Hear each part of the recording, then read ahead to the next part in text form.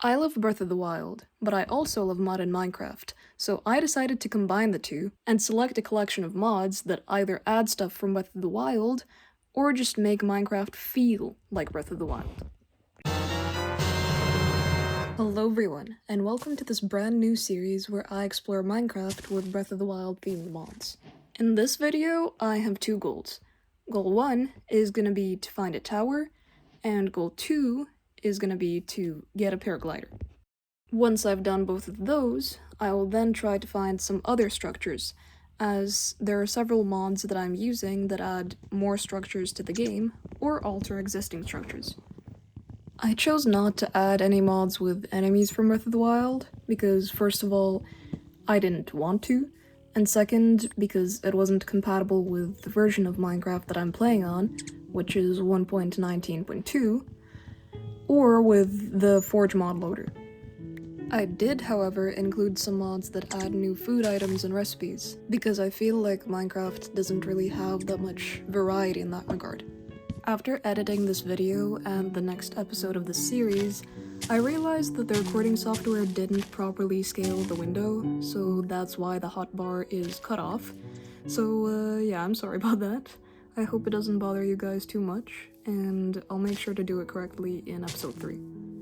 Additionally, when recording this video, I was using a really old mouse, which is why I messed up placing blocks and crafting, so I'm sorry about that too. I'll try to find a solution as soon as possible.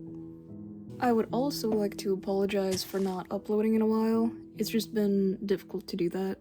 First of all, because I'm a perfectionist, and so I've been trying to make the videos as good quality as possible. Second, because it's a new format that I'm not used to, because this is the longest video I've ever made so far. And also because life has been pretty busy, as I have final exams in less than 2 weeks from now, and that scares me, because I have to do a whopping 13 exams in a span of 3 weeks. So yeah, I won't be uploading as often anymore, and the algorithm will surely hate me for it, but I'm hoping that you guys will understand. I would also like to know if this is something you guys are actually interested in, because I know this isn't really fully Zelda content, so I'm curious if you guys actually want to see more videos like this. I just wanted to try this out because I feel like Minecraft and Breath of the Wild have quite a bit in common, because they both have that same feeling of isolation. Because, I mean, ultimately, you need to do everything on your own in both games, so nobody's gonna come and save you if you're in a bad position. And in addition to that, they also both have a heavy focus on exploration, which is why I decided to just add some mods to Minecraft to kind of create more of a Breath of the Wild feeling in the game. All that aside though, as you could see on the map, there seems to be a tower nearby, so I'm gonna try to make my way over there before nightfall. I'm very curious about the new mobs that one of the mods has added to the game though, as that animal dictionary that I showed at the start seems to have a lot of stuff. I don't know how long I will make this series, as I've never actually beaten Minecraft before, but I know for certain that there will be at least 3 episodes, as I've already filmed this one and the second one, and I have plans for a third one as well. That of course depends on if you guys are actually interested in this or not, because obviously if you guys aren't interested, then there isn't really a point in making the videos. But yeah, regarding future uploads, and when I say future, I mean like months from now. I don't know if I'll be able to upload videos at all, as from the end of August, I'll be studying in a 1-year program after high school to better prepare myself for university, as the field that I'm trying to get into has very high requirements. I might talk a bit more about that in the next video, but basically what it means for this channel is that since I'll not be at home except for during holidays, I basically won't be able to post any videos after the end of August. I can of course try pre-recording videos, but I don't know how many I'll be able to pre-record because obviously even if I were to pre-record so that I would upload once a week, that's still a lot of videos to pre-record. Okay, enough yapping. Let's get into the actual gameplay now. So, first of all, I like that now the apples are actually growing on the trees, as that feels a lot more realistic than them just randomly dropping from the leaves. I imagine that there are probably more fruits that grow on trees now though, so that would be interesting to see. However, if we look on the map, we can see that we are very close to the tower now, so I'll probably be able to get there in just a couple of minutes. I'm also wondering if I'll need any special crafting stations for the new food recipes, or if they can all be made using a normal crafting table, because, I mean, it would make sense if it did require a new crafting station of some sort. I'll probably make a video at some point just going over the recipes and how to make them, as the farming mods I chose, Farmer's Delight, the Farmer's Delight Aquaculture add-on, and Croptopia, all add a lot of farming and food related stuff, so it's probably gonna take a while to cover even a fraction of what those mods add. However, as you can see, we have found a new type of fruit, starfruit. It looks like some kind of tropical fruit. I'm probably gonna sound very ignorant right now, but is this an actual fruit? I live in Norway, so we don't have any tropical fruits growing around here, as it's too cold for that kind of stuff to grow. I've never seen this at the store either, so if you guys have this fruit where you live, please tell me, cause I'm genuinely curious. The tower should be around here though. Oh, there it is. It's broken though. Although that's not in Breath of the Wild, I honestly feel like it would make sense there, because the Sheikah technology is so old that, like, if there were broken towers, it would honestly make perfect sense. Obviously, that would be annoying considering that they're the only source of the map there, but I feel like despite that, something along those lines could have been added to the game. These bison are really cute though. I wonder if I can shear them for wool. I'll be sure to check that out at some point. Right now though, the focus is obviously the tower, because one of the mods that I installed is called Waystones, and it adds a waystone to the tower so that it works like Breath of the Wild. There's also this chest. Yes, it's the paraglider. It's amazing.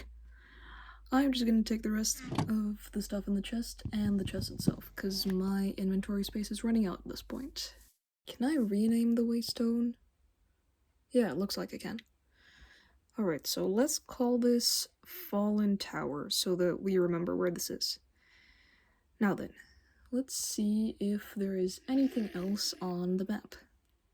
There seems to, there's another portal.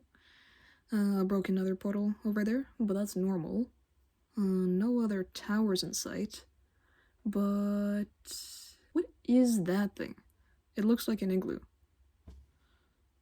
So if I'm not mistaken, it's that way. Yeah, it's that way. Oh my gosh, this is amazing. I feel like honestly this fits perfectly into Minecraft, and it's certainly gonna make exploring a lot more fun. And the nice thing is that it's not as overpowered as the Elytra, as at least in this version of the game, you can only glide horizontally with the paraglider, and you can't do it as fast as with an Elytra. However, it looks like it's getting dark, so I should probably build a small shelter soon, as it doesn't look like there's a village nearby. Ooh, a radish. That's nice. But yeah, I should hurry, as there really aren't any structures nearby where I can rest. So yeah, let's, yeah, nothing. Nothing. So, let's see. What?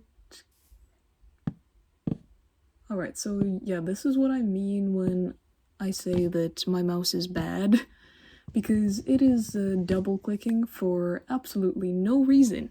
I'm probably just gonna cut out the night during editing, because I didn't do anything special. The whole night was literally just spent mining stone. When it comes to building in Minecraft, I feel like, at least in the past, I haven't been able to build anything that looks good, but I think that at some point in the series, I will try to build something. I was thinking of maybe building Link's house from Breath of the Wild, as that's not too grand of a project, but it could still end up looking nice. So yeah, now that the moon is going below the horizon, I am going to go out again. Oh dear, that does not sound good. Yeah, no, not good, not good.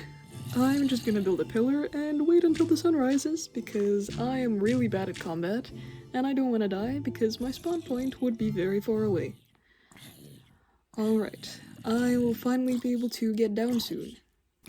I feel like I'm a lot more of a scaredy cat in Minecraft than in literally any other game I've played, and I'm not too sure why. Maybe it has to do with the fact that Minecraft is in first person, so it feels more intimate, and so the sense of danger feels more threatening in a way? I don't know. Anyway, let's continue making our way over to that igloo thing. Hold up, I see fruits over there in that tree. Let's check it out. Oranges. That's nice. I feel like by the time I actually get to cooking, I will be able to cook a lot of recipes here because of how much stuff I already have. I wish Minecraft had effects from food like in Breath of the Wild though. That would be fun. The igloo seems to be nearby. I'm not gonna pick these apples because, I mean, it's just apples. We already have those. I do still appreciate that they grow on trees now though. Oh, and there's the rock. From the outside, it looks like a normal rock, but I'm not sure. This is the end of today's episode though, so I hope you enjoyed, and I'll see you in the next one. Bye!